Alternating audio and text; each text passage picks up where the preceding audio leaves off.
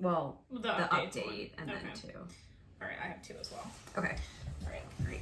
Hi. Welcome back to another episode of the Working Ammy podcast. Yes, it is. Okay. I'm Nora. I'm Maria. And today we are going to, again, do some resends. We've been getting a lot of submissions, which we love. So thank you guys. So we'll just read a few resends. We do have an update on one of our one of the submissions that we read in a recent episode as well. So excited about that. And then we have a few discussion topics. We have some questions from listeners that that sent in emails, and we're just gonna read them off and answer them, do some quick, not like fire discussions, but like, you know. Yeah. Quick in-depth discussions. Yeah, well, yeah. We'll try not to talk for 45 minutes for each one, but if you've been listening to this podcast for a while, you know that we like to talk. Yes. So we'll see if we get done before Hazel wakes up from her nap. Challenge accepted. All right. Okay.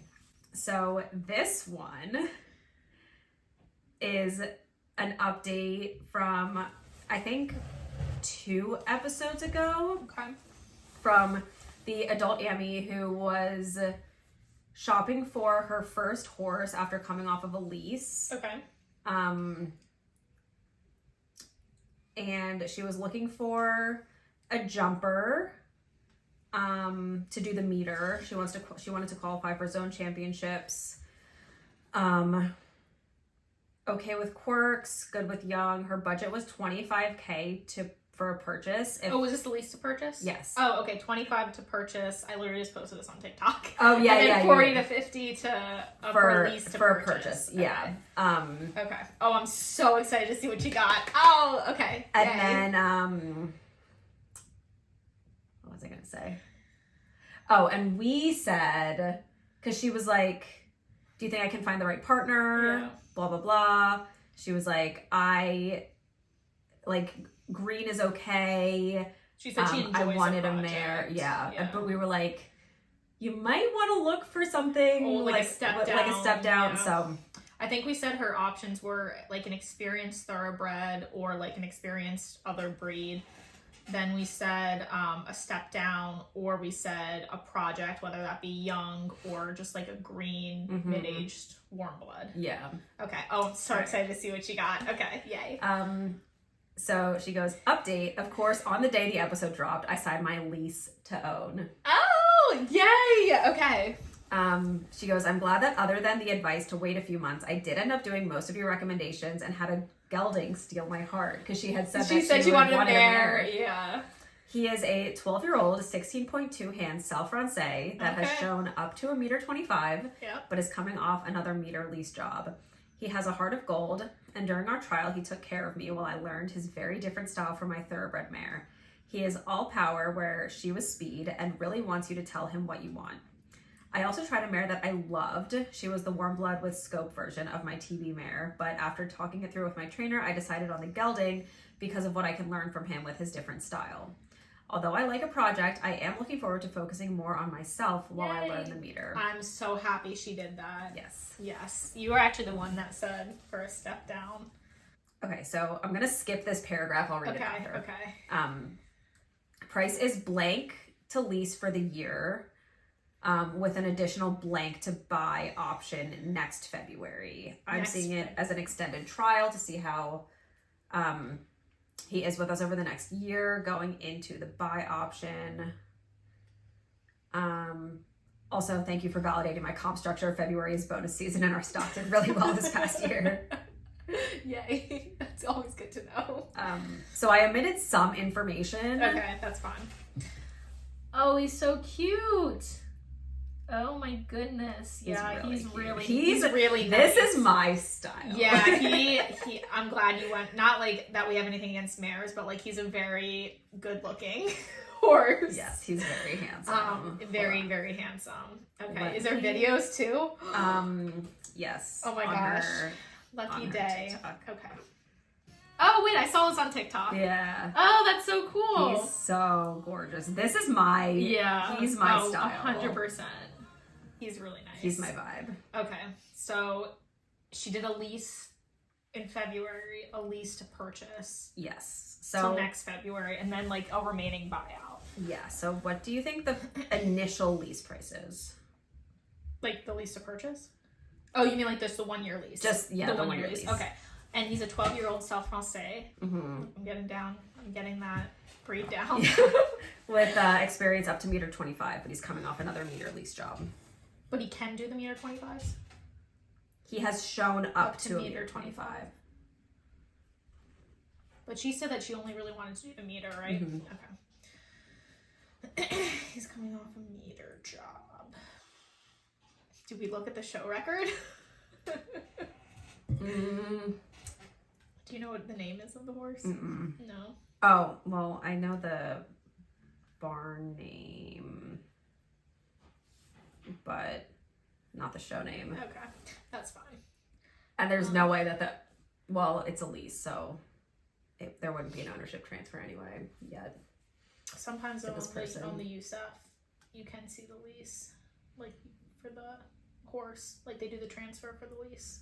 This happened. She sent this email 6 days ago. Oh, okay. So for sure that did. Okay. All right. A lease for that horse. My mind kind of went to 35. I'm gonna go with 35. A little bit less. 30. A little bit less. 28. Yes. 28. Reduced from $30,000 because he's due for maintenance. Oh, I love that they did that. That's Yeah. actually really nice of the leaser to. And I'm wondering if this person from listening to our podcast asked. I wonder if she got a PPE for the lease. But yeah, that's great. And I really appreciate that they knocked down $2,000 off the lease price, knowing that the leaser was going to have to pay for the maintenance. Yeah. So that's really nice because some people won't do that. And then what do you think the additional buyout option is? I think it's in her 40 to 50. 45? The additional buyout. Oh. So like including the or not including the 28. Is it 25? Mm-hmm. 25? Yeah. Yay! Yeah. All right. So okay, so that would mean that it's, what did I just do that math? I think it was 53. Yeah, 53. Mm-hmm. Okay, so it's a $53,000 purchase, which kind of sticks in her budget. Yeah. So yeah, I think that's for that kind of horse. Yeah, absolutely. Spot on. Yeah. Check. Yeah. And she said, so the part that I left out, she said, why isn't he 6 figures, you may ask? I asked the same. Long story short, vetting. So I figured after it was $2,000 of maintenance. Yeah. I figured there must have been something going on. But she said he has an enlarged thyroid gland, about baseball size, but clean blood work, and had colic surgery shortly after being imported, but no issues since. And he needs expected maintenance for a big boy that has been at work. Yeah. So I think that's a great deal. I think that's a great decision. I think so too. So she did get a PPE on him then, which yay. Love hearing that. And I love again that she's asking these questions. Yes, this is like a very smart move and this is a lease, remember? Yes. So like for people out there, they're like, oh, because I've seen people leasing and not getting PPEs, but she got a PPE. Not only did she get $2,000 knocked off for the maintenance, but I don't know if she found all these problems or if they disclosed them. Yeah. But what would have been, a more expensive horse is, now in her budget because of the PPE or these findings. And these are also things that like, if you're willing to look past them or take on a potential a little bit more risk, you could find a horse like this. Yeah. For not 6 figures. And he seems to be a really great horse. And this is one of those situations, like we said last time, where the findings of the PPE don't necessarily define if I should get the horse. Like, not if I should get the horse or not, but they don't define, like, the horse fails the PPE. Yes. Like, it's just, what can you... Mm-hmm. Like, what should you expect? What should you expect, and can the horse do its job? And clearly, it's just come off a meter lease, so it can do the job. Yeah. So these issues aren't affecting it that way, just kind of continued maintenance. So I think this is a great decision, great horse for a great price. And I'm excited. I know, I'm excited to see if you end up to watch you guys. Yeah, and buy next year. This horse is the kind of horse I would buy. Yeah, he's really cute. Big bodied, like gelding, nice looking. like, yes. Yeah, really nice. I approve. Not that you need my approval. No, I actually saw it on TikTok and I was like, oh, this is so funny. Yeah. But like, I think it's hysterical that she's like, I prefer a mare, and then she ended up with the gelding. I know. She said she wanted a project and she wanted a mare and she likes a thoroughbred, and she ended up with a experienced warm blood gelding. It's basically a step down. Yeah. Love it. I love it. Yeah, so amazing. Oh, this is why I love updates, because they just like put a smile on your face. You're like, oh. I know. So thanks for sending that in. Buckle in. Okay. All right. Hello. I have recently begun binge listening to your podcast, and after some consideration, I thought you may enjoy this long story. Okay. In 2023, after retiring my OTTB mare, I decided to take a break from owning. I was burnt out young pro who had her hands full with client horses and was being flipped over on, stomped on, bucked around, etc. Enough as it was. So, understandably. Yeah. I feel like that would burn out anyone. Yeah. I had decided that the next horse I would purchase would be something older, steady, and fun for me, as well as usable for lessons. So naturally, the next horse that caught my eye was a 3-year-old feral mare. LOL. Naturally. Yeah, naturally. That's always how it goes. When I saw the ad for this mare, I saw the age and scrolled away, then scrolled back, then closed Facebook altogether, put my phone down, and went outside to touch some grass like I clearly needed to do. I could not stop thinking about this little filly for days. She was a 15-hand, 3-year-old gray quarter horse mare. She was a cute little buckskin with a blaze, a kind eye, and so well built even for a string bean 3-year-old. She was being sold as green broke, which we all know means you probably can get a halter on her if you don't look at her in the eye and you have a handful of cookies.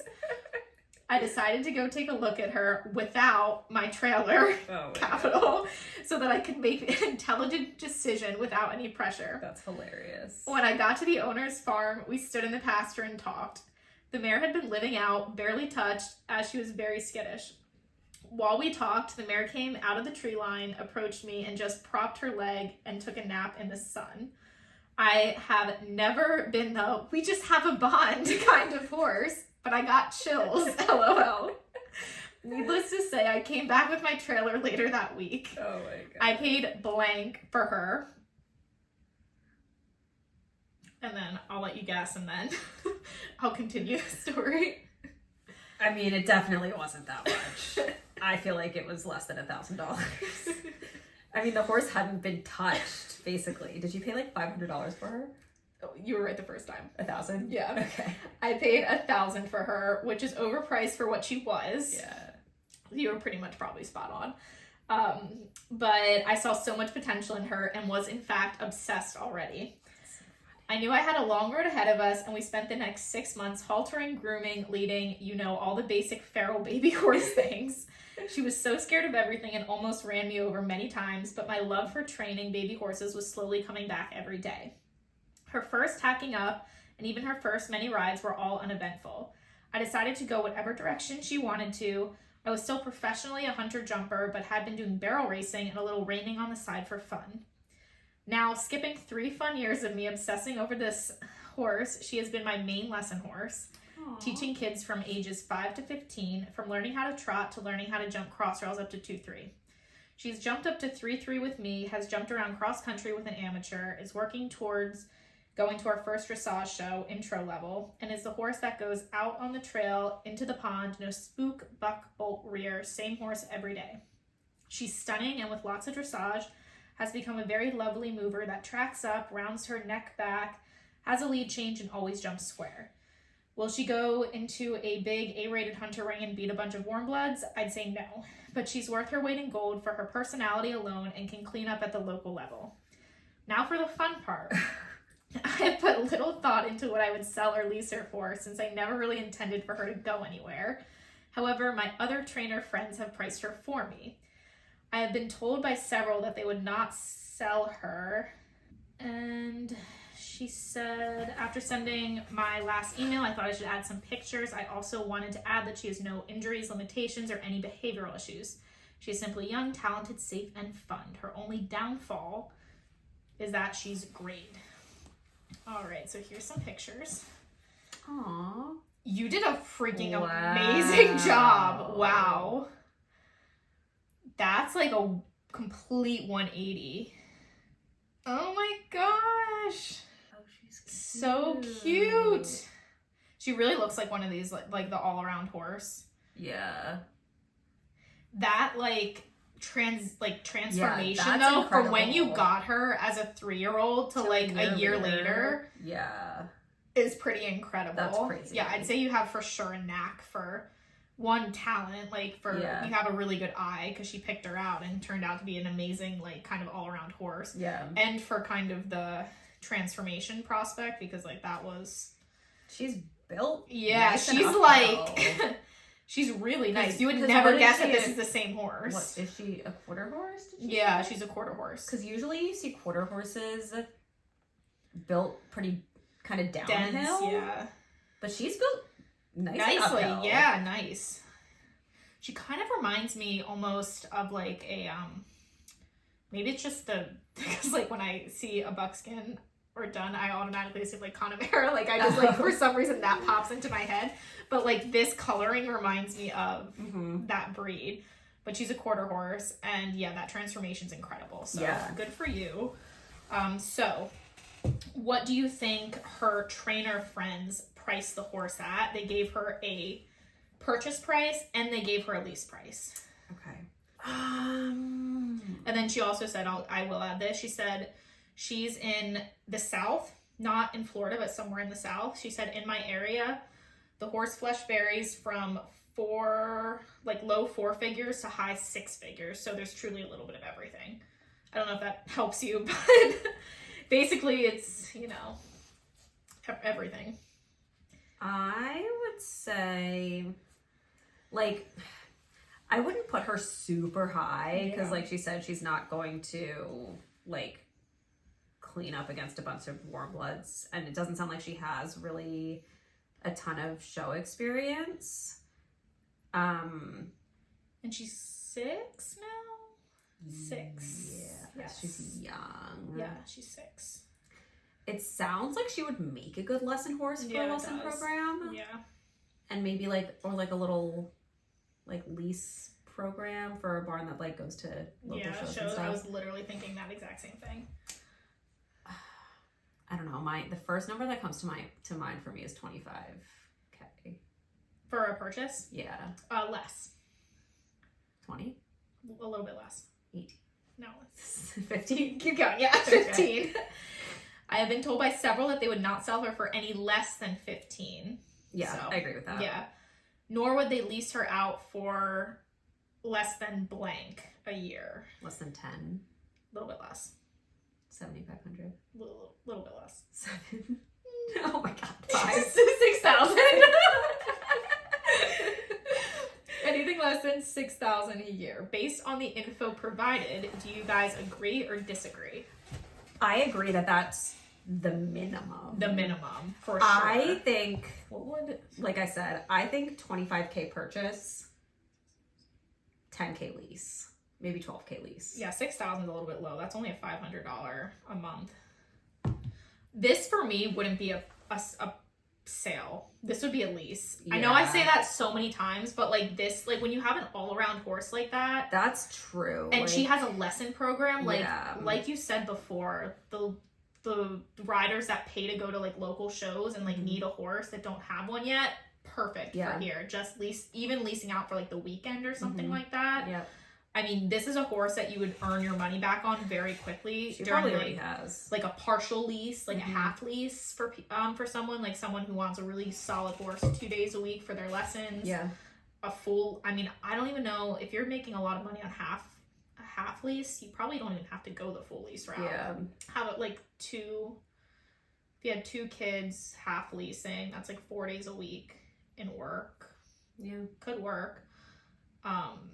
But this is a horse that I would for sure lease rather than sell outright because horses like this are very hard to come by. And yeah, I would say you'd get your money back if you haven't already.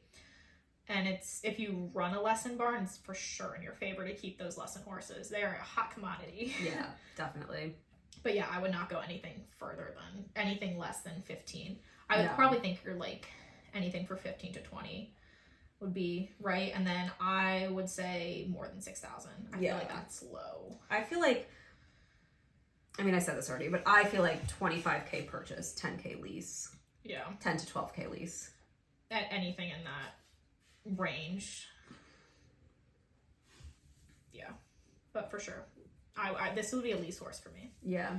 To help out with my lesson program rather than just selling outright. Yeah, I agree. Because I mean, you lease her for 10K, let's say, a year, even like 8,000, 9,000, and anything in that high 4s, low 5s range. Like, she's 6. I mean, if she's this good now, like, and you take maintenance, like, can you imagine if you continue leasing for the next couple years? Like, for sure. Yeah. I think it's a better investment that way. And then we've talked about this before. Maria's mentioned this a bunch of times, but when you sell, then you have no control over like what happens to the horse after. And for a horse like this, I mean, she kind of seems like a once in a lifetime horse for this person. And so, for the program that you're running. So like, is it worth taking that risk? Off of a one-time sale price. Yeah. When you can have leasing allows you that flexibility to have complete control over who leases her, what happens, keeping her in your barn. I just think it's a better option for this situation than an outright sales price. Mm-hmm. All right, this one is a little bit of a shorter one. Okay. Guess the purchase price, Wild Edition. Ooh. This person says, "Hi, I just bought the absolute horse of my dreams. Let me tell you about him. 8-year-old imported KWPN, 17-hand, dark bay with 4 white socks and a big blaze. Oh, tell me she's going to Hunters. The absolute sweetest horse ever. He is unflappable. His show record speaks for itself. Experience in the 7-year-old Hunters, 3-foot greens and 3-3 greens. He was champion in the 3-foot, 3-3 greens multiple times, a few hack wins, and placed almost every time out of 40 plus in Thermal and Florida. Wow. Had 2 shows with the Ammy and was champion both times. He is just a good boy. Scope for the international derbies. He steps over 3'6". Absolutely junior friendly. Doesn't hold a grudge. I mean, seriously, I have crashed him through 3.6 and he will still jump it. Absolutely 0 stop or spook, and an auto lead change and 10 out of 10 jump and hacks. Very nice too. He's going to be my junior hunter next year. Oh. They were asking blank. She imported him? Did she import him or did she buy him here? I don't know. Oh. Actually. Because she said she said he was an imported 8-year-old. How do we know how old he is now? I think he's 8. Do you have what his name is? So we can bring up the show record? No, but let me see if... Oh, you can look up her name. Yeah. Yeah, and then see what horse she's riding. I would assume if she says imported, I think he was imported by someone else, and that's what I think too. But yeah, I don't think she imported. Okay, so let's just say that you bought him here. Because he has experience in the 7-year-old Hunters, 3-foot greens and 3-3 greens, was champion multiple times, blah, blah. And she bought him 8, and she said he's an 8-year-old imported. Yeah. Okay, so. But if he was doing the 7-year-old Hunters and 3-foot greens. Then he was already here. Yeah. So he was probably imported when he was younger. Yes. Like, probably like 5. Yeah. And then, if he had that much show experience, he had, like, I would say 5. Yeah. And then he had 6, 7, and then she bought him at 8. Okay. Yeah. All right. So that's what we're going to assume. That's our story. Yes. Okay. What did she buy him for? Did she send pictures? Mm-mm. He has a lot of experience. Yeah. And a lot of good placings. And as soon as you described him, I was like, Hunter. Like, it was just flashing at me. Yes. Probably a flashy Hunter, yes. Okay. She only gave one price, what she bought him for, right? She said what they were asking and what they bought him for. And what they bought him for. Okay. This one's tough. Because, like, I'm in the high 5s, low 6s. Because we know Hunters go for more. Oh, I feel like I'm going to be so off on this one. This one's, like, screwing with me. Okay. 125, and then she bought him for 100. Less. Like, for both? Mm-hmm. Significantly? Yeah. Really? Yeah. Okay. 80 and 60? Less. Really? Mm-hmm. What's wrong with the horse? I'm trying to find this person. What's wrong with the horse?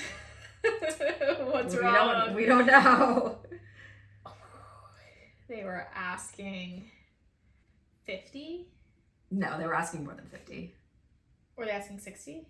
A little 70? bit more. 75? 65. 65? Yeah. Did she buy him for 50? Mm-hmm. She bought him for 50 and they were asking 65? That seems a little off to me. And she said his PPE was very good. He just needs slight maintenance yearly. I feel like something's not adding up. I don't know. The one thing I can think of is, again, we always say this, but like maybe he was from a sale barn. Someone was trying to like just it had to get have been, rid of him, or like the trainer knows for the stall, or that seems low to me. I know that seems low. I know. Yeah. I'm trying to see if I can find this person on. She bought him for 50, and he was priced at 65. In today's and she bought him this year in 2026. I think so. In today's market, for a hunter that has like, let's just say 5, 6, 7, he has like 3.5 years of experience. That seems low. I know. Like low to me. I for sure would have put him in the high 5s. Yeah. If not, I said 125 because I was like placing really well, champion at multiple shows. Unless the show record like isn't as lengthy as we thought. Like maybe he took time off. Like, or maybe he came here and didn't compete. Like, we're assuming that he was imported and then competed. Yeah. For the number of years that he was here. So we're saying like 3. But if he was imported like at 7, then technically he only had like a year or like a season to compete.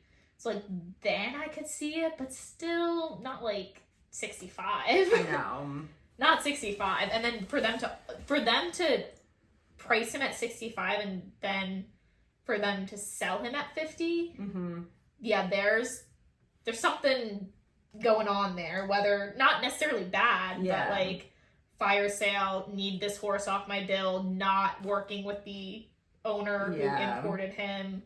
Something happened because you don't usually see a hit like that on a really good horse. Like people aren't really willing to take like 15,000 off of that sale price on a competitive hunter. Because part of me is like if they needed it off the books and these people were like, oh well, let me think about it, and they were like, well, like we really need you to make a decision. They were like, all right, we'll take him for 50. Like if we pay 50, we'll take him right now. Like or something like that. So some kind of situation came up where they're like, yeah, just like get this horse off my books. Because like, yeah, that's crazy. That's wild. That is wild addition. That is a wild addition. I'm shook. I'm shook with that price. But hey, it happens. Plus the fact that it doesn't have any quirks. Because like we read that one about the horse that was getting leased for 40,000 with those quirks. With all the quirks. And didn't have a good show record. Yeah. So like that's surprising when you do that comparison. Yeah, that's true. Yeah, that's a little bit. A junior hunter for 65 with a good show record. With a good show record, from what we know, because we can't see the show record. Yeah. But from what we're hearing, and one with no quirks, that seems to be a forgiving young 8-year-old. Yeah, for sure. I would have placed him higher. Yeah. But I think you got a great deal. Yeah, good for you. Good for you. Good for you. Yeah, not great for the owner, but great for you, especially with prices nowadays. That's a wild. Yeah, wild addition. Wild addition. Oh man. Oof. Wow. Yeah. Good for you. Craziness. 15K hit. A $65,000 horse. It's gonna be. If this is yours, follow up. Yeah, please follow up with like the horse's name so we can go stalk. I'm so curious about the show record. I'm really thinking now like maybe it could have only been like one season that it showed. Maybe it just had like I don't know 7-8 shows for like the one season, and it was imported out like 7 maybe showed during the 7-year-old season and then sold. Yeah. That's like the only thing I can think of. But still, like, why would you take a hit on a $50,000? Unless they got it super cheap when they imported. I don't know. I have no idea. Making a lot of assumptions here, but yep. I'm curious. Let us know. Okay, you ready? Yes. Okay, I have to be careful when I read this one because I don't want to. There's a lot of names in this. Okay. Okay. Guess the price. Okay. Hi, I love watching your show. It's always on repeat for me. Yay. I love it when people I do too. tell us that. They're like, I've been listening, watching. And I'm like, honestly, when I read some of the emails and I see that, I'm like, yep, that will be the one I will be reading. So if you want your email read, tell us how much you love us. Will work every time. All right, I want you guys to guess the price of my mare. Here's her background. And thank you for giving us your, she did give the name of the horse, which I'm not going to read because we keep things anonymous here. But we will be stalking. We will be stalking her if I can find her on USEF. All right, she's a 6-year-old Irish sport horse who was imported from Ireland as a 3-year-old. Before she went through the Go for Gold auction, she had almost no training besides basic handling and free jumping. Even with that limited education, she sold at the auction for blank with a completely clean PPE and full body x-rays. I know that's not a ton to go for. I think she did send, yes, she did. Oh, it's an eventer. I love it. Okay, here's pictures. I'm always in awe of people who do this. I know. This is just so could impressive. literally never be me. I would actually love to do this. Just like fun. Just something fun. Well, I would do this. Yeah. I mean, like galloping across the field. Come on. How much better can it get? Yeah. I wouldn't want to do any of like the crazy. No. This I could do. I feel like this Squid is would, fine. I feel like Squid would like this. I'd be having too much fun. I feel like I'd be like on the verge of like recklessness just 'cause I'd be like having so much fun out there. I feel like Squid would like this. That would be fun. Finn like is like so nervous about going in puddles. Yeah, I don't think Squid would jump into water. He's fine with puddles.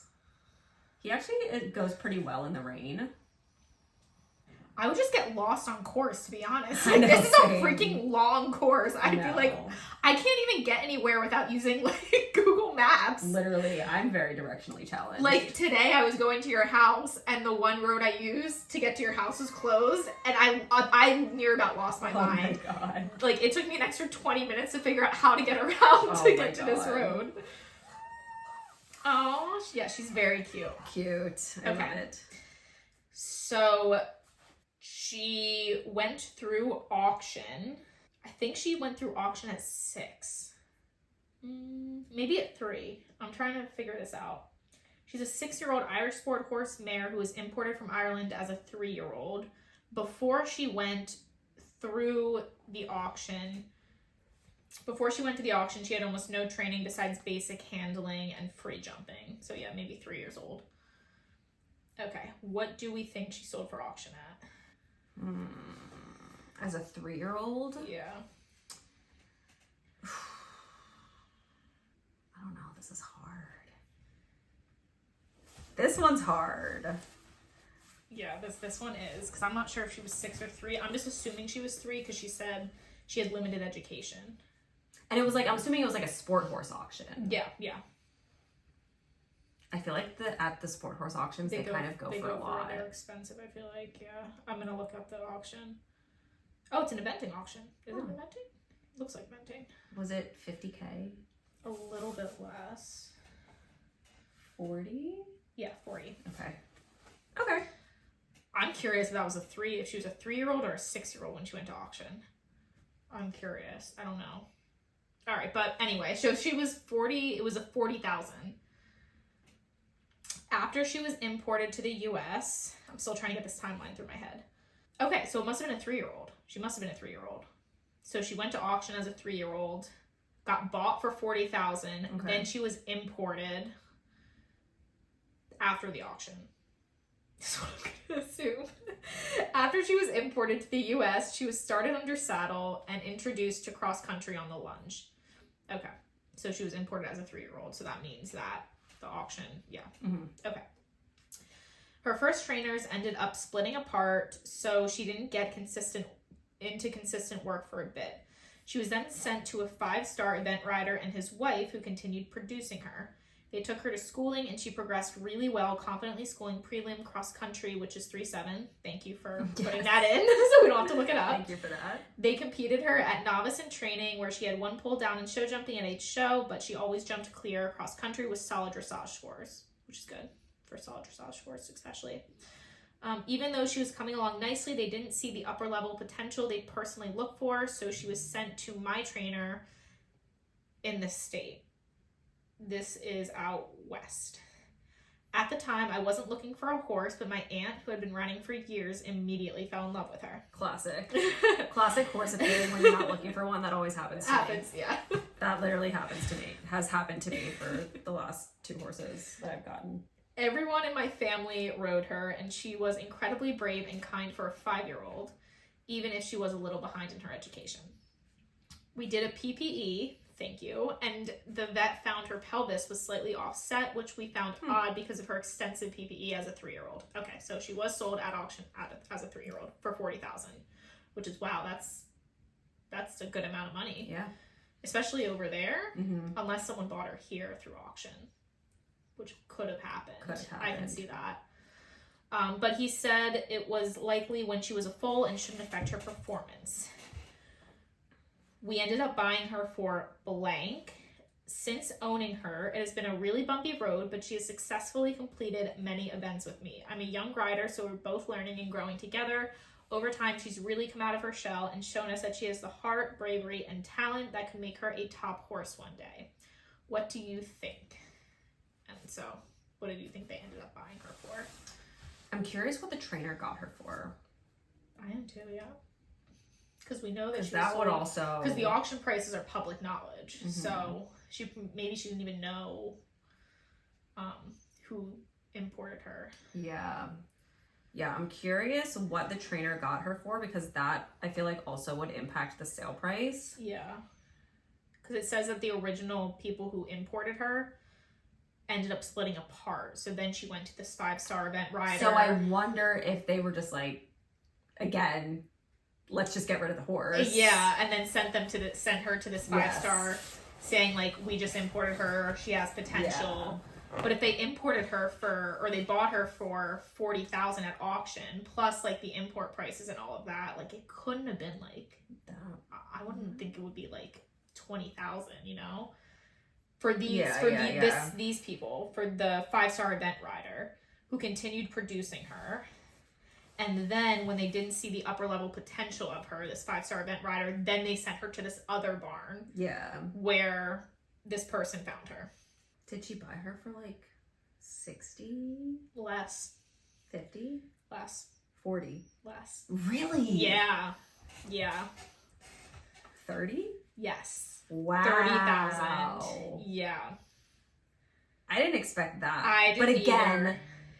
Again, I feel like I'm curious again to know what the trainer got her for, because that would also probably determine the price. Because if the trainer got the horse for 40, she's not going to sell her for less than that. Yeah, but I mean, it also sounds like I'm not sure where if buying and selling actually happened, like occurred, because or if they just sent for like as like a here, sell this horse for me. Yeah, like a sales, because maybe the first person who the trainers ended up splitting apart, she was sent to a 5-star event rider. So maybe it wasn't like a sale. Maybe it was a commission. Yes. So like a consignment barn. Yes, that's true. So I sent her on consignment, and then this 5-star event rider, I mean, I don't know if they bought her or did a consignment, but it seems like once the event rider basically said, the 5-star event rider was like, she's not going to be like an upper level. She said they sent her to my trainer in this state So that might have been. I think you're right. It might have been a consignment situation where like the trainers, the original people, again, since they split up, were probably like, just sell the horse. Yeah. Like, I don't care, just sell it. Yeah. We can't have it on the books anymore, or like whatever. Yeah, whether they continued ownership through those different levels, or this 5-star event rider ended up buying out and then sent the horse to consignment. Yeah. I'm not sure exactly. We're just making assumptions here, but as we do. Yes, but the fact that you were able to buy her for $30,000 is incredible. Yeah. Like, especially because she's young. Mm-hmm. Like, she's 6. Yeah. She's young. She was bought at auction as a 3-year-old for $40,000. Yeah. Yeah, that's pretty incredible. So she said, like, what do you think? Were those prices fair? I think they're more than fair. Yeah, I definitely think so. I mean, I don't know for this. I know sport horse auctions can be, like, the prices are pretty expensive. Mm-hmm. I mean, $40,000 for a 3-year-old with unlimited education for me seems like a lot. Yeah. But I mean, I guess if it's a specific auction that is well known and has very good horses, then I can see that price. Yeah. If that makes sense. I don't think you could just like sell a 3-year-old here. No. For $40,000. I mean, you could. You could. You could. But again, depending on the breeding and depending on breeding and all of that, but like that would make me second guess rather than she was sold at auction. Like, I feel like I can see that a little bit better at a sport horse especially auction. Sport horse, like some of these horses at sport horse auctions go for 6 figures. So much money, yeah. Like, it's kind of crazy. Especially like the show jumping sport horse auctions. Yeah.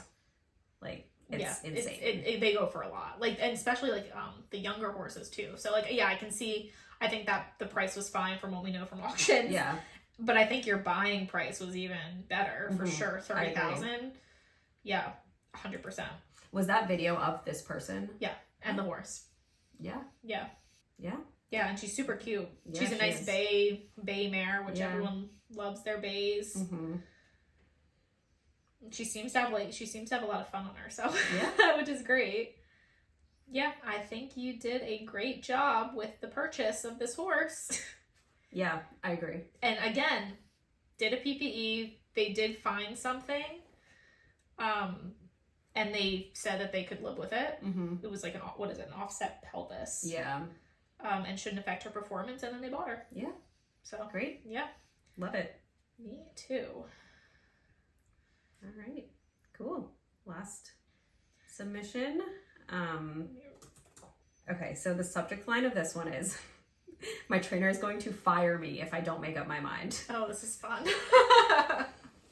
All right. This person says, hi ladies, I love your podcast and so appreciate the insight you're sharing about the hunter jumper industry. I'm an amateur and I have a wonderful horse right now that I purchased as a resale, but I can't decide if I want to keep him, lease him, or sell him. I feel like story of everyone's life. I know. That's the worst, yeah.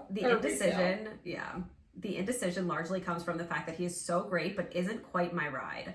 I feel the most at home in the hunter ring, and he is more of a jumper eck type, but has gone in all 3 rings, including hunter derbies. My trainer wants to throttle me because I can't make up my mind. I would believe it. Here's a description of him. Okay. Oh, and she also gave us what she bought him for. Oh, cool. So I'll read the description. Okay. And then we can talk about that. And then she wants to know our thoughts on what you could sell him for or lease him. Yeah. Okay. Coming 8-year-old KWPN gelding with fashionable breeding, sired by Halifax and out of Tangelo mare. Oh. I had a Tangelo. He was a nut, but I had a Tangelo. Yeah. 16.3 hand flaxen chestnut with chrome. I knew it was going to be a chestnut. I literally I feel like all Tangelos are like chestnuts. I literally looked at this picture of you and Z and I was like, yep, that is what I am. When you said Tangelo, I was like, yep, that is the horse. 16.3 hand flaxen chestnut with chrome is a more narrow build, so takes a short rider or tall rider equally as well. Dead honest, holds no grudges, doesn't even bat an eye if I miss really badly, and half the jump comes down. Will literally jump anything from anywhere as long as he's pointed at it. His jump is careful but flat, so you never feel like you're being launched out of the tack, even as the jumps get bigger. It just gives a super secure feeling. Has schooled 3.6 to 3.9 at home and walks over them. Jumping bigger jumps has always made me a little nervous, but he gives me the confidence that I'll get to the other side no matter what. Has show experience up to the meter and hasn't shown higher because I'm indecisive and often the bigger height classes clash with the adult X division, which was my main focus for the past show season. Qualified for and attended New England Equitation Championships and NHS finals his first year doing the adult equitation. Finished in the top 24 at NHS, even though I was coming down with the flu. Ugh, brutal. And it being my first time there, bless his heart. Has shown at Fieldstone, Saugerties, Saratoga, Vermont, Kentucky Horse Park, the Big E during the actual fair, and is always very brave. Auto changes, flat work is good, but he's a long guy, so still working on perfecting his adjustability though has never been an issue on course. Definitely doesn't have the movement for the hunter ring, but has shown in the adult hunters and 3-3 AOs to see the fill and do the height, and he couldn't care less. Can get strong in the bridle, but I don't believe in using harsh bits or draw reins to mitigate the issue, and has improved greatly as he's grown up. He's not pull your arms out strong, you just feel him in the bridle, and I may float the reins hunter girly, so it seems strong to me. Loves trail riding and field hacking solo or with buddies, wears regular steel shoes all around, no soundness issues and no maintenance so far other than massage and chiro. Easy to handle on the ground, good for bathing, body clipping, farrier, and vet, and walks onto any trailer, 2-horse, or big rig. So, do you want to guess what she got him for first? She got him for... Did she buy him as an 8-year-old? What did she buy him for? She bought him in 2022. 2022. So she bought him as a resale. Bought him as a 5. So she couldn't have been... Or 4-ish, 5-ish year old. It's 2026 He couldn't have now. been that expensive. She was buying him as a resale. She gave us his price in pounds. Okay, so she imported. I think she imported him. Oh my god. The currency conversions just like mess with my brain so much. I know. Okay, you said 2022. Yeah, so it's 2026 now. So he was probably 4 or 5 because it's early 2026. So 25,000. Less. Pounds or dollars? Pounds. Less. 18,000. Oh, less. Significantly? No. 15. A little bit more. 16? 16,500. 500. Okay, so that's $22,324. And then okay. So it's 12, like 22. And then a $12,000 import cost. $12,000 import cost. Okay, so that's 30. She said roughly $30,000 all in. What was the import? 22. 12,000. 12,000. Okay, so 34,000. Yeah. Basically. Okay. Yeah, I mean, for resale, that makes sense. Yeah. Especially if you thought that he was going to be a hunter. Yeah.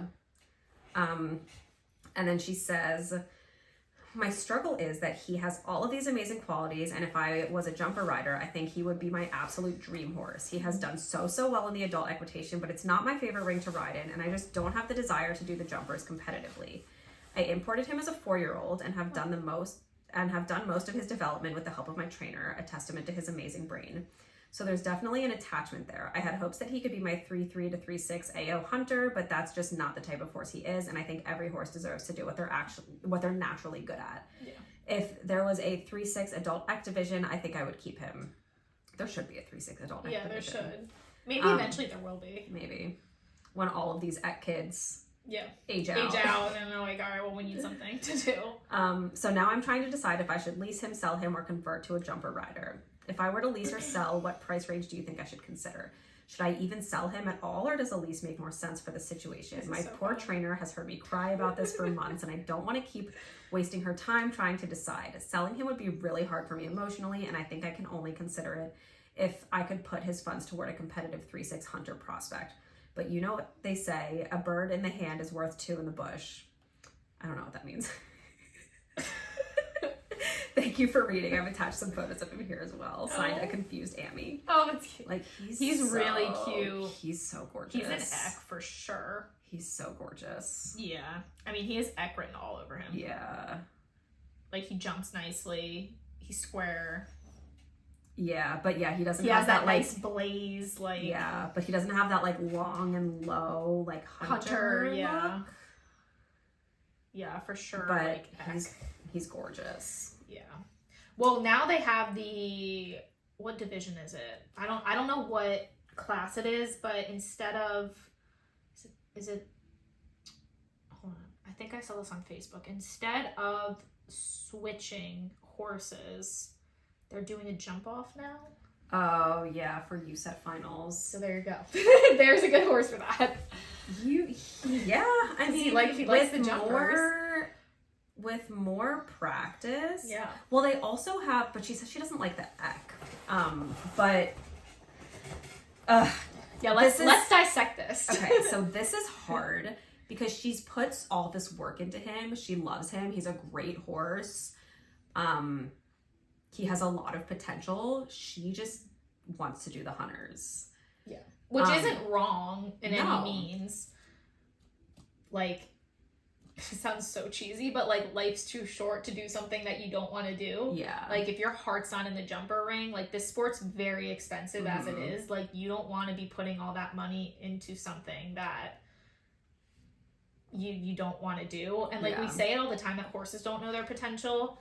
But like in this case, it's not like she's wasting the potential of the horse. It's just like she doesn't want to do it. Yeah. Yeah. I mean, if I was in this situation, here's what I would do. I would lease out the horse for a year. Mm-hmm. In that time, maybe use the lease price to lease myself a hunter horse.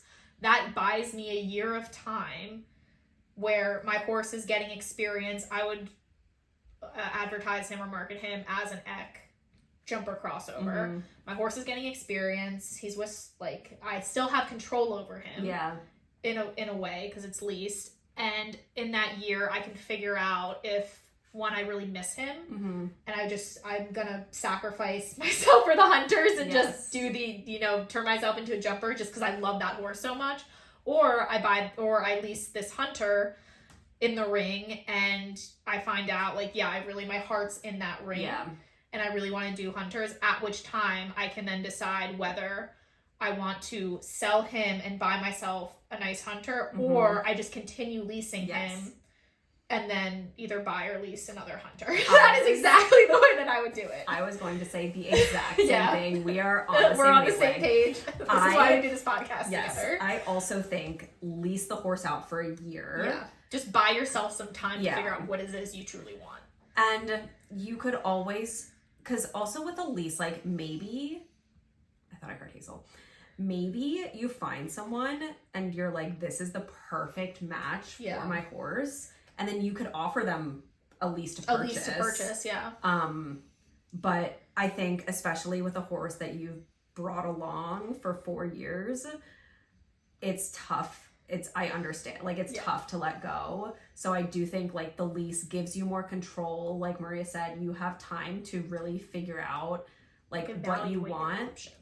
Yeah, like, if you do lease something, like, if you use your proceeds from a lease to lease something else for yourself and you are enjoying it more, then you kind of know, like, yes, I really do want to do the hunters, or like, you know what? No, I really, like, I would rather do a, like, show in a ring that I don't love in order to keep my horse because, like, I love him that much and, like, I couldn't. And I missed him this last year. Yeah. So yes, I completely agree. That is exactly what I was going to say. That is the situation. That is the scenario that we would do. And yeah, after a year lease, you can decide, like, I want him back. Like I said, maybe you'll find he'll end up in a lease situation where maybe they want to buy him. If it's a great situation, you can offer a lease to purchase. You could lease him out for a few years. Yeah. If you want. I was going to say there's no rush, but it sounds like she kind of needs to make a decision. Her trainer's probably just, like she said, pulling her hair out. The trainer. I mean, I can say, because it's really hard when you mentally go back and forth between, like, do I sell? Like, it's a very mental, internal battle. Yeah. Because, like, if you love that horse so much, like we always say, once you sell, that horse is you have no control. Like that horse is no longer yours, and that's that's a hard pill to swallow for a lot of individuals. Yeah. So at least the lease gives you time to figure out exactly if you can handle selling him, because like the lease, he's going to be gone. Yep. I mean, maybe he'll stay in barn, but he'll be gone, and you can really figure out if your, I don't want to say priorities because that sounds bad, but like your heart lies within, the ring and doing what you love, or with the horse that you love. Because at the end of the day, when you if she leases a really nice hunter and she's not as drawn to the other horse anymore, then that's kind of then you kind of know. Yeah, you kind of know, I'll be okay selling him and having him move on with someone else, and I'm having fun here. Yeah. So at least that gives you time to figure out exactly what you want. Yeah.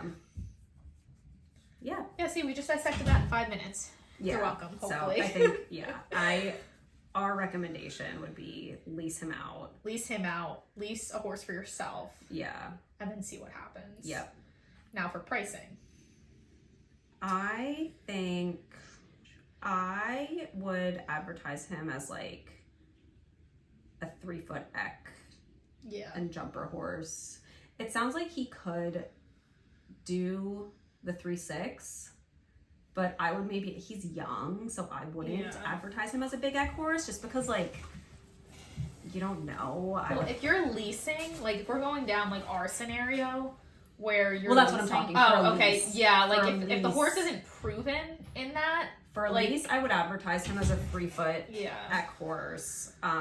Also because you don't want to advertise him as a 3-6 eck horse and then have someone come in and try something happens. And especially if you're asking for a good amount of money for him, people are going to probably look at the show record, and if there's no 3-6 show record to back it up, then and people don't really want, if they're leasing a prospect. Because if you're gonna if we were saying yes, sell him, then you could advertise him as a prospect, with scope for 3-6, but if you're leasing him, people are looking for leases that usually are proven, or that they're moving up in the show ring, or something that they want to compete with immediately. Yeah, so you could advertise him as up to a 3-3 eck horse. Yeah, I mean, does he have an extensive show record?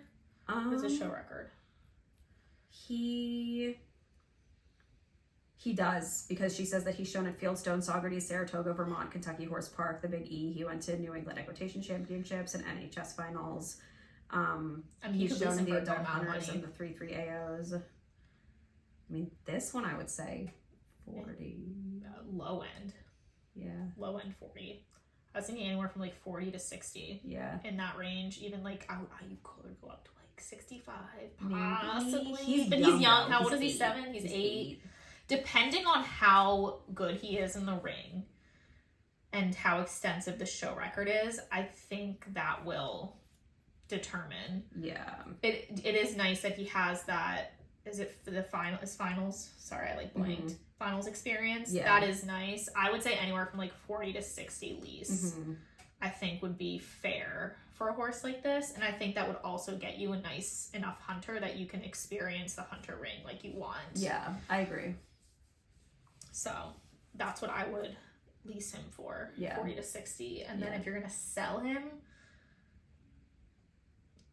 I don't think he's 6 figures. Yeah, I don't think maybe 6 figures. High fives. Yeah, high fives. 80 to 100, anywhere in that range. Yeah, I'm kind of thinking it really depends 80, on the 85. For equitation and hunters. I feel like jumpers isn't as show record dependent, to be honest.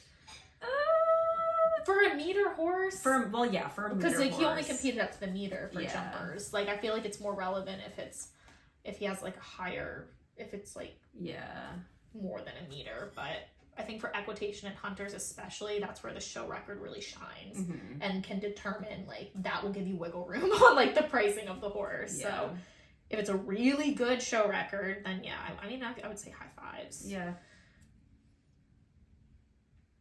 Yeah. Yeah, I think you can always ask low sixes, but I think high fives would be a solid. I think so too. A solid place to sell. Yeah, and then 40 to 60 for a lease. Even though like 60, we always say like it's 40 to 50%, which would, if you do 60, that would put you in the six figures. But we have seen leases that go for, even with that calculation, they would go for more than like the purchase price. Yeah. So, 40 to 60 for lease, and then high fives, 80 to 100 for the purchase. Yeah, that's what I would say. In reality, your best leasing would be the better option. That's what I think too. But let us know what you decide. Yeah. Follow up with us. Yep. I'm so curious about this one. I know. I really want to know what she decides, or if she already decided. When was this sent? This was sent January 14th. Okay. All right. So a month ago. She could still be looking deciding, and, driving her trainer crazy. I'm so curious to see what she does. I know. I really want to know. Yeah. So if this is you, please follow up with send us an update. We're going to post this one on TikTok for sure. Because I'm hoping that she'll take some consideration. Because I feel like our scenario was a really good one. Yeah, I think so too. Yeah. And again, we are just girls on the internet. So if what we're saying, you're like, no, I'm not going to do that. Obviously, you don't have to listen to us, but we both agree, so. Yes. Okay. All right, on to discussions? Yes, on to discussion. All right. We have some discussion topics sent in by readers. These are so fun to talk about, so keep them coming. Yeah. Hey guys, love the podcast and so glad you're back. So this is from last year. Oh. A discussion topic I think fits in well with your guys' other topics as of late is trainers starting to charge people to coming to try horses. Oh, I remember. I think we were going to talk about this one. Yeah. On one hand, I totally get it because the kickers are super annoying and it seems to be happening a lot. But on the other hand, I feel like that may deter a lot of clients even if they're interested. I was recently selling a horse, 2-6 school type, and had someone come try it. They threw a 1-meter fence up, which is fine. He could do it, and then crashed him through it. He came out of the trial with a swollen knee. Oof. And he was the bestest boy and still jumped it again for them. I should have kicked them off the horse, but didn't think of it at the time. Perhaps charging a trial fee would deter a rider like this. Keep up the good work. This is interesting. Yes, it is. Trials are risky, but obviously, like, when buying a horse, you want to sit on it. Yeah. Ideally.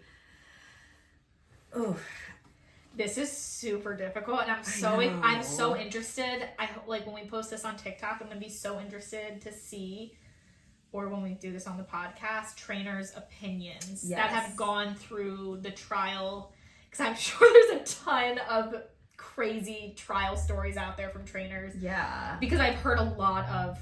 Well, there's this one TikTok account that I follow. Yeah.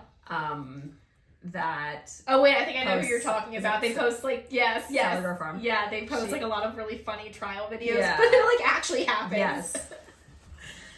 I feel like I don't know. I really don't know about this one. Because this is one that I feel like we're not gonna have a strong opinion about either way, because like here's the thing. And I feel like it also depends on how much you would be charging. Like, I don't know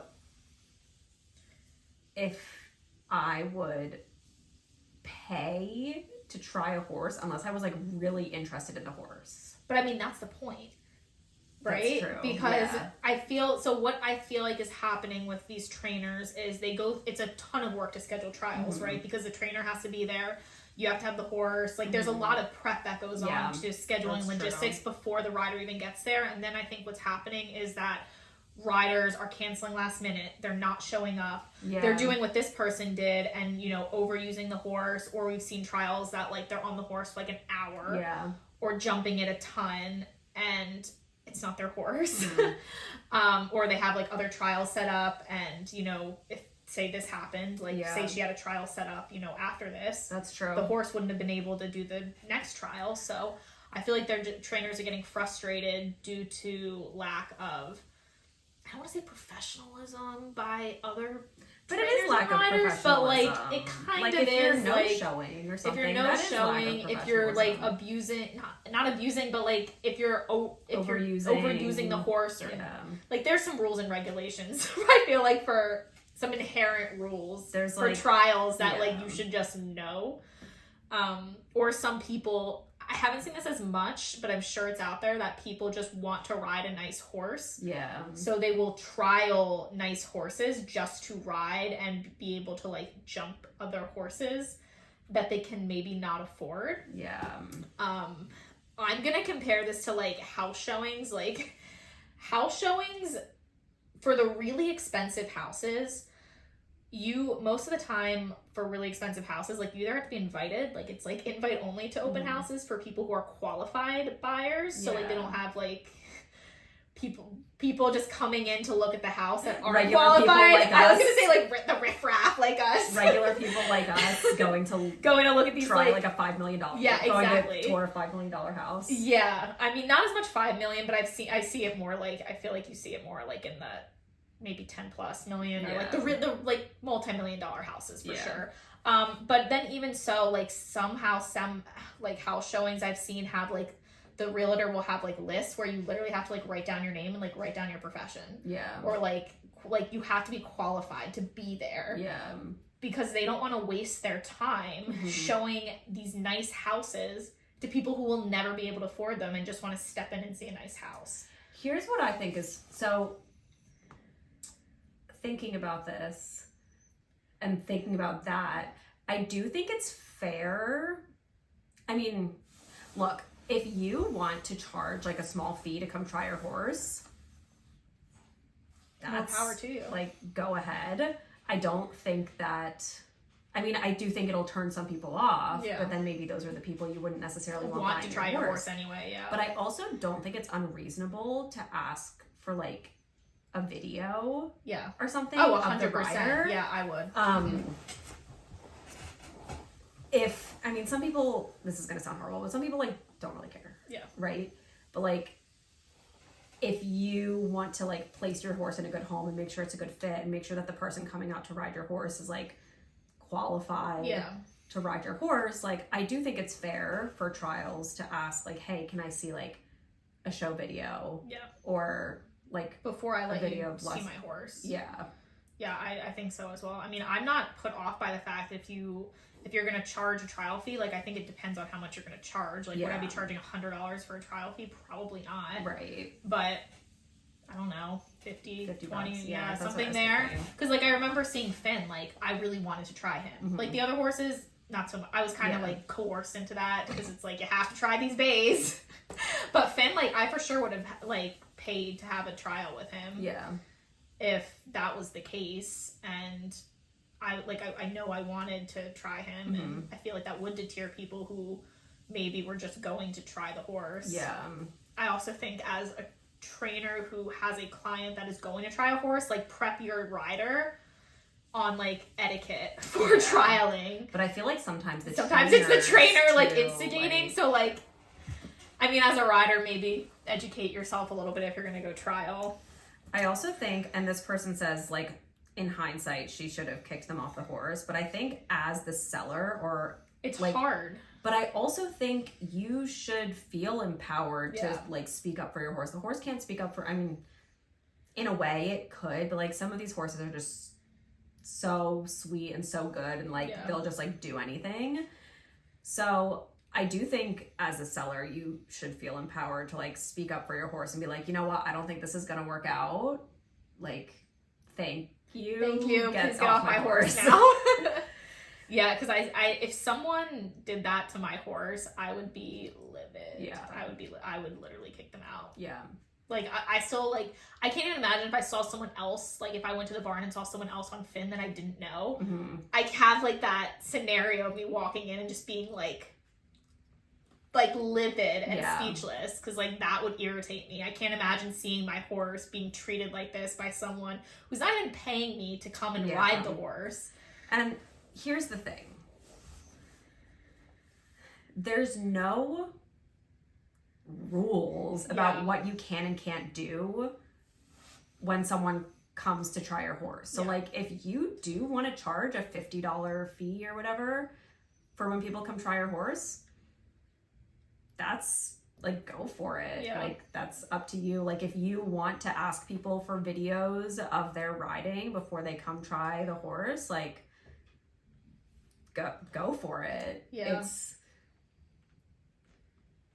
like I said, it might deter some people, but then maybe those aren't the people that you want to try your horse. Anyway. Like if someone asked me for a video, like if I was going to try a horse and someone asked me for a video of me riding, I would happily send them a video of me riding. Like here, because you don't want to waste your time either as a trainer or a rider to go see a horse that's not going to be a good fit. Yeah, exactly. And I mean, as a rider or trainer going to try the horse, like you should be doing your research on USEF, YouTube, social media on that horse prior to even trying to set up a trial.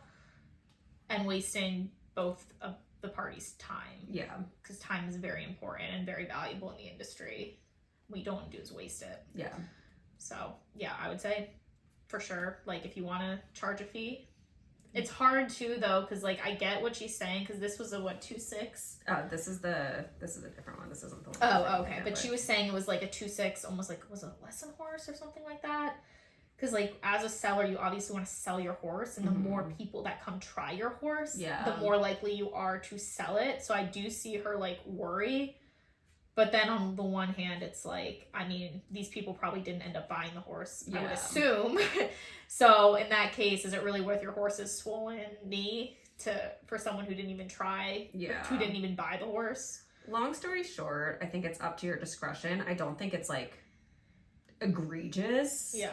You know, it's not something that I would be like, oh my God, you should never do that. Especially for the, like, more expensive horses. Yeah. I mean, like, I don't think it would be egregious to charge a small fee. Unless you, like, maybe know the person. Yeah. Like, if it's, like, a trainer, like, your trainer's, like, you're friends with a trainer and they have a client, then I can see that. If it's someone you trust coming to try your horse. But if it's, like, some random person, like, on Facebook saying, like, I would like to try your horse. Yeah. And it's, like, a nicer horse, especially, like, or even if it's not, like, if you're not sure, having a small fee might deter them from, like, coming to, like, try and something like this happening. Yeah. So, yeah, I'm not for it or against it. I think it depends on the situation. Yeah, definitely. Yeah.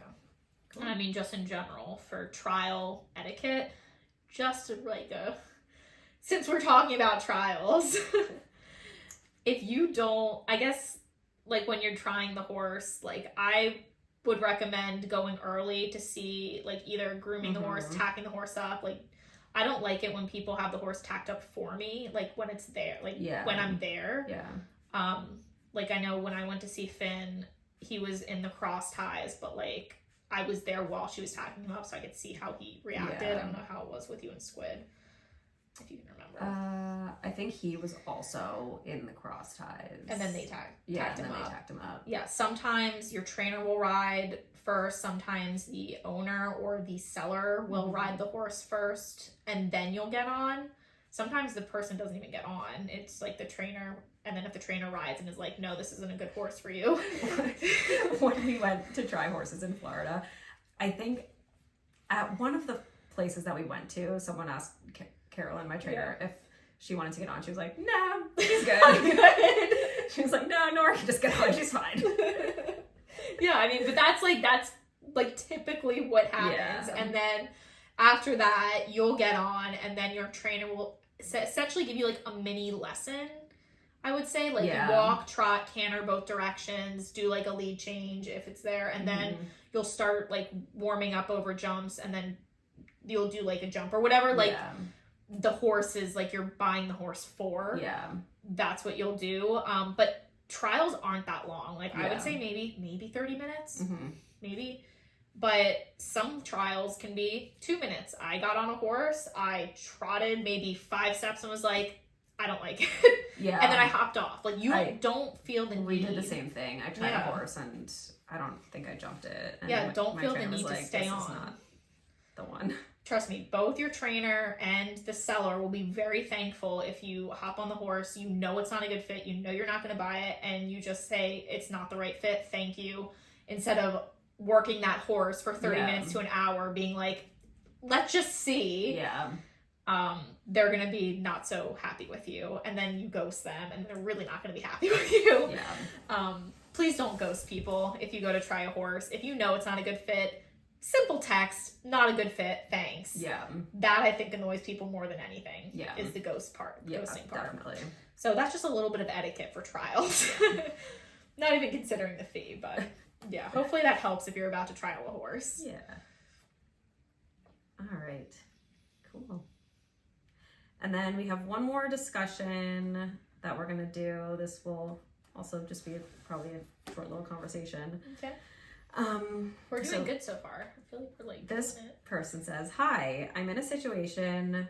Thought it might be a good discussion topic and would love to hear your opinions. I'm a late 20s adult amateur. I have 3 horses of my own and manage a very small barn with only a couple of retired boarders. For the last 5 years, I've been with the same trainer. I was her groom and then eventually her barn manager. I resigned as her manager, moved my 1 horse I had living in her barn in October of 2024 to the facility I have now. Up until recently, I thought we had a nice working relationship. I shipped in frequently to lesson, would travel with the barn to horse shows, etc. She has gotten some new clients lately, and I'm just starting to feel her focus shift from myself and my horse to the horses and clients in her barn, which is completely understandable.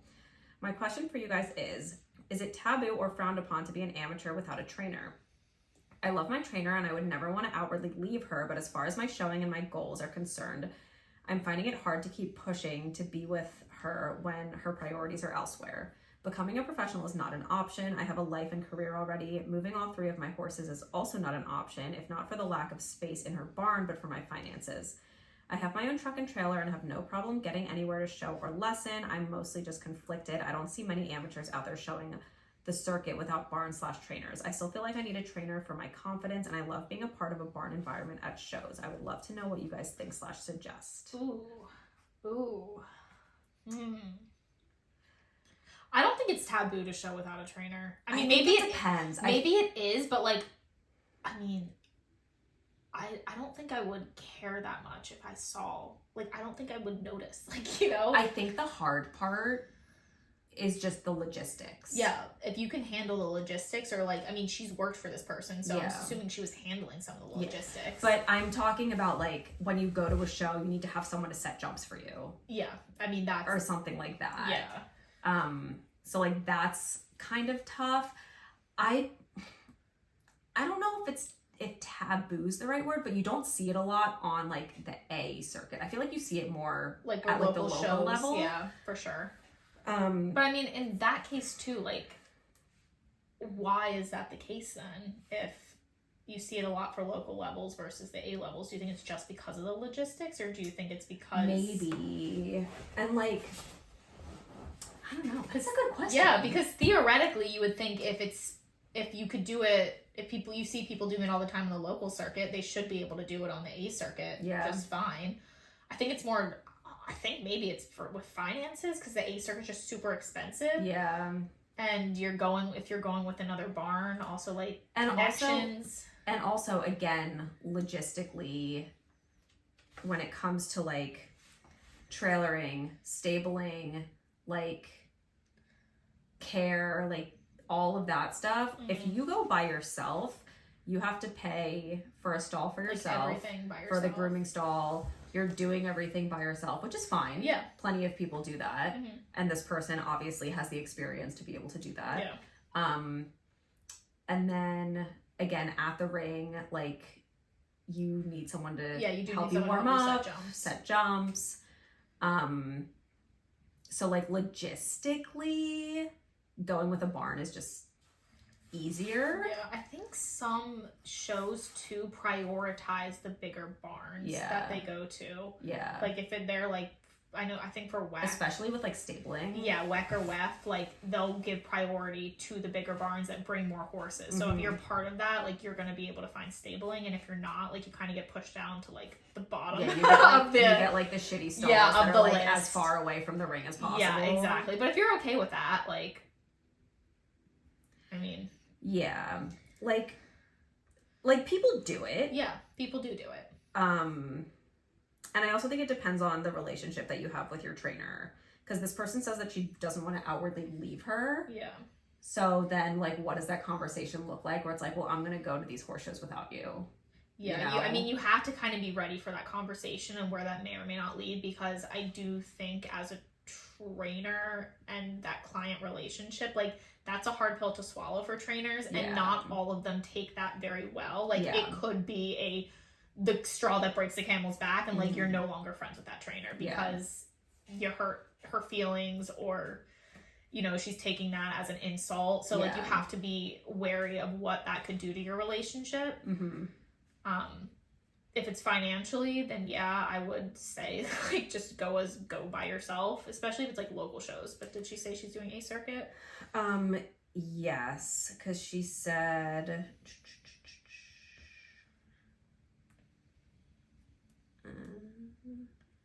I don't know, she said something about circuit. She also said, I still feel like I need a trainer for my confidence. And I love being a part of a barn environment at shows. Another thing, this also is like a questionable thing, but if there is a trainer that goes to shows that you go to, you could ship to the shows and meet them there. Yeah. But then again, with your current trainer, what does that conversation look like where you're like, I'm going to go show with this other trainer? Yeah. I mean, I'm curious to know if her real issue is with the trainer or if it's with the taboo of being an amateur going. Because I'm kind of getting the feel and the vibe that it's more like the trainer. Like, if the trainer was paying more attention to her, then, because she said she likes the coaching, she likes being part of a barn environment, so it seems like maybe it's just not the right fit at the current situation. Like, the trainer seems to be growing, which is great. She's putting priority on people who are probably regular clients, which I mean, this person said, like, is totally fine. Like, she understands. Client trainers will naturally put more attention towards those that are paying them more for, you know, going to shows more regularly, more consistent riding. Like, it's just, they're going to be paying more attention to them and prioritizing that. That's just the name of the game. But if you are feeling like it's no longer a situation that's working out, it might be time to look for a new trainer that could maybe fit your goals and your needs a little bit better. Yeah, I agree with that too. And again, like, since you keep your horses at home, you could find a trainer that's like a better fit for trailering to lessons, meeting them at horse shows, that kind of thing. Because I'm a little bit curious about this, because it sounds like the trainer does show and does do this kind of like, and this person says that, like, she shipped to lessons, she would frequently travel with the barn to horse shows. So I'm wondering, like, why she is now wanting to show on her, like, other than the fact that she feels like she's not getting enough attention. But, like, if the trainer's going to horse shows, then, like, what does that look like if are you going to different shows by yourself? Like, I think it might just be because the trainers, let me pull up the email. What is it called? It says up until recently. So, I mean, she did ship into lesson. She would travel to the barn. It just seems like it's recent because she said she got some new clients and then her focus is starting to shift. I think this is a conversation first that you need to have with your trainer and explain your feelings. Like, I know it's a very uncomfortable situation, and a lot of people, I feel like, aren't very straightforward. Like, they don't want that confrontation. But in this situation, it seems like up until your trainer got new clients, like, you had, like you said, you had a nice working relationship and you weren't even thinking about possibly, you know, competing on your own. So this would be a conversation first and see kind of where your trainer's head's at, if you can make it work. Like, maybe your trainer doesn't know how you feel. And maybe if you tell her, like, I'm feeling like I'm kind of being pushed to the side because of the new clients, I'm not getting the attention I deserve, like, maybe you can figure out a way to make that work. Is it also an option, because she said moving all 3 of her horses is not an option, but is moving just one of them back?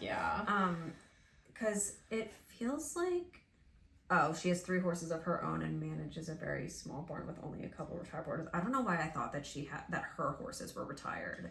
Maybe she has 3 horses that she rides and shows. So then that might not be an option. But I agree. Yeah, I think this is a conversation. Yeah, because I mean, she seems like she wants to stay with her trainer. Mm-hmm. It's just she's getting conflicted because she's finding it hard to want to be with her when she feels like she's not getting the attention she deserves or that she should be getting or that she wants. So yeah, I would for sure start off with a conversation about this and see what you and your trainer can agree on. And then if you really can't agree on it or you see this similar behavior, then I would say maybe try to find a new trainer and see if that works out. And then if that one doesn't work out and you're like, okay, at that point, I just want to, go by myself or what you said, go to shows with a trailer in and just meet a trainer there. Yeah. I would say do that. But she seems like a person that wants to be in a show environment with a trainer and with other people. It's just this situation is making her second guess things. Yeah. Which sucks. I also think you have to be realistic with your trainer about, or with yourself about yes, your trainer's getting more clients and she's gonna prioritize them. I think that's, you have to swallow that pill. Yeah. And if you're not okay with that, then you need to, talk to her first. But if you're really not okay with that, you need to find a new trainer because that's just gonna happen. Yeah. For any trainer, I think they're gonna prioritize certain individuals and that's hard, but I feel like just happens.